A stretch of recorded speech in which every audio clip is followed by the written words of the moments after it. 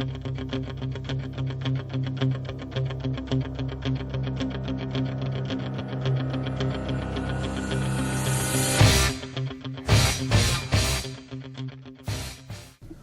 to Eye on the Tigers News. I'm Ashley Clement. And I'm Liam Latre.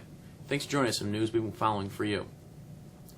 Staging a made-for-TV still of the night arrival ceremony, President Donald Trump welcomed home 3 Americans freed by North Korea and declared their release a sign of promise toward his goal of denuclearizing the Korean Peninsula. Speaking early Thursday on an air-based tarmac with the former detainees by his side, Trump called it a great honor to welcome the men to the U.S., but said the true honor is going to be if we have a victory in getting rid of nuclear weapons. Trump also thanked North Korea's Kim Jong-un for releasing the Americans, and said he believes Kim wants to reach an agreement on denuclearization. Their upcoming summit, I really think he wants to do something, the president said. First Lady Melania Trump, Vice President Mike Pence, Secretary of State Mike Pompeo, other top officials joining Trump to celebrate the occasion at Joint Base Andrews near Washington. The men, Kim Dong-chul, Kim Hak-song, and Tony Kim had been released Wednesday amid a warming of relations between the longtime adversaries.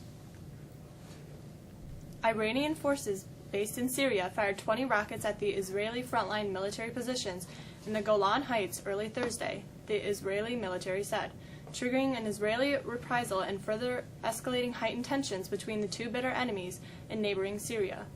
The Israeli military said its Iron Dome rocket defense system intercepted some of the incoming projectiles, while others caused only minimal damage.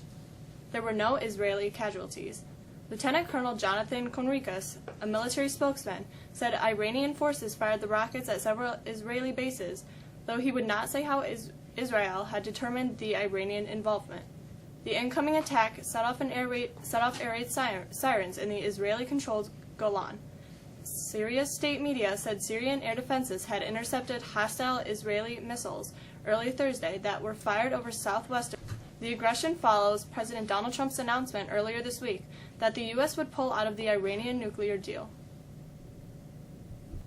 President Donald Trump's CIA nominee said Wednesday at her confirmation hearing that she doesn't believe torture works as an interrogation technique, and that her strong moral compass would prevent her from carrying out any presidential order she found objectionable.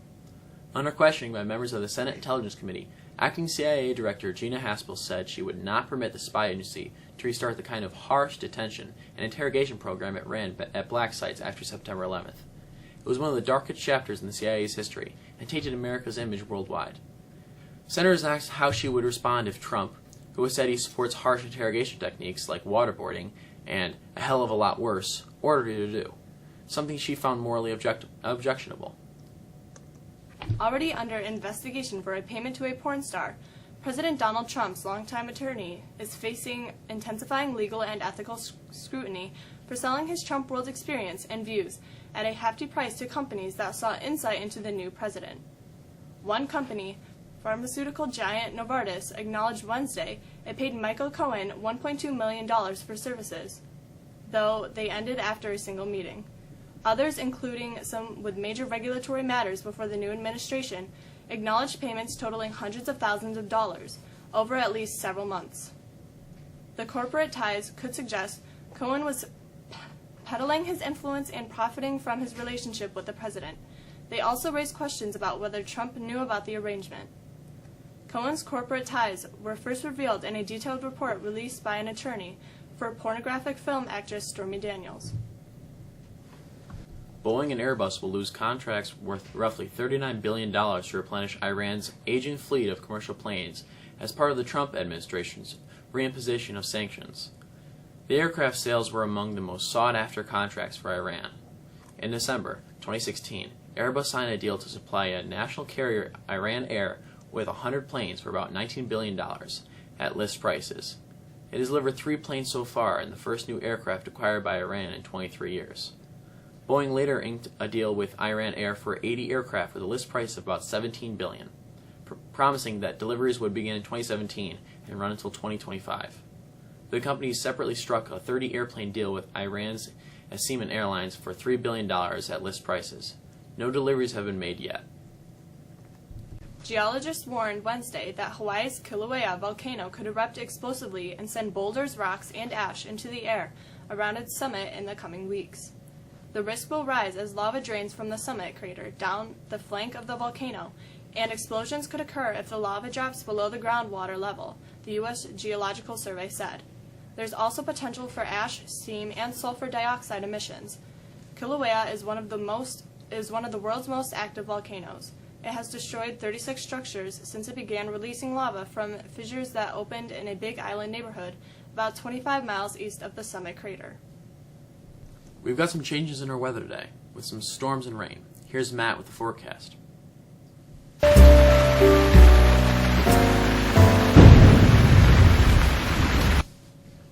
Rain arrived early today, and now we'll see some isolated thunderstorms arriving this afternoon. Some of those storms could pack a punch with some gusty winds and even some hail. We'll remain warm throughout most of the day, with highs nearing 70, but that warmth will be kicked out with a cold front that will drop our temperatures into the mid-50s for this Friday. But this new high-pressure system will clear out our skies. Looking at the weekend, we'll have to deal with some rain showers Saturday morning, but we turn mostly cloudy. High temps only reach 60. Sunday looks like a nicer of the weekend days, with the highs back to normal under partly cloudy skies. That's the forecast. I'm Matt. Have a good day. The Yankees keep on keeping on. Here's Jolie with sports.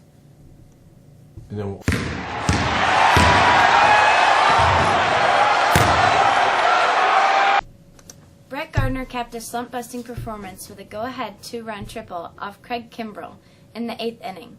Aaron Judge followed with a homer, and New York rallied to beat the Boston Red Sox 9-6 Wednesday night for its 17th victory in 18 games. Kimbrell entered with 2 on and 1 out to face Gardner, seeking the first 5-out save of his career. Gardner drilled a full-count pitch into left center, well over the head of center fielder Mookie Betts, who was playing shallow. Neil Walker scored easily from third, and rookie Gleyber Torres raced from first and slid past a lunging tag attempted by catcher Christian Velasquez.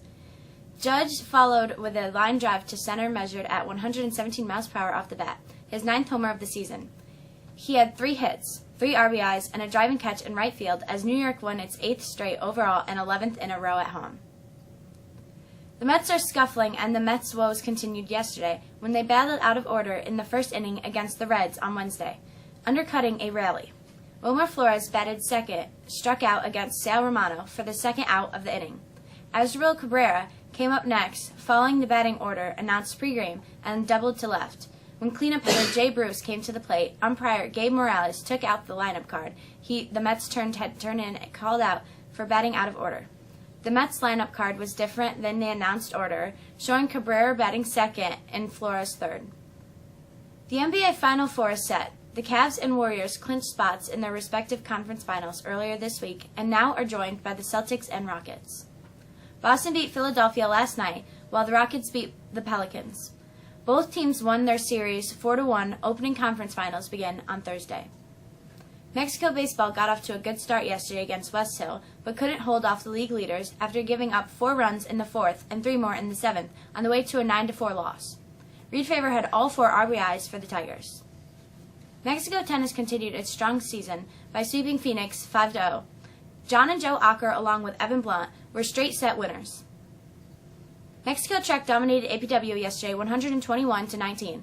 Top performers were Wyatt Jensen, Kyle Higbee, Morgan Derby, Dominic Randall, Jack Ryan, Dylan Long, and Danny Gowans. The girls' team dropped its meet to APW 71-58. Anna Bigelow won the hurdles, while Carolyn Zedak, Caitlin Belcher, and Ashton Areola were all winners. After 2 straight wins, Mexico softball dropped its game against West Hill yesterday 7-3. Melissa Murray scored twice for the Lady Tigers. That's it for sports. I'm Jolie. Have a great day. There are no city classes on Monday, May 14th. Please pick up a parent permission slip from the main office to be dismissed during your city class time. Otherwise, you will need to report to a study hall in the Hungerford Library. Sports physicals will be held May 15th and 22nd in the nurse's office. This is the only time physicals will be offered for fall sports. Physicals are given by appointment only. Please stop into the nurse's office for the required paperwork. The last payment for the senior trip needs to be in to Mr. McKenna by Wednesday, May 16th. That's all for us today. Thanks for being with us. I'm Ashley. And I'm Liam. Have a great weekend.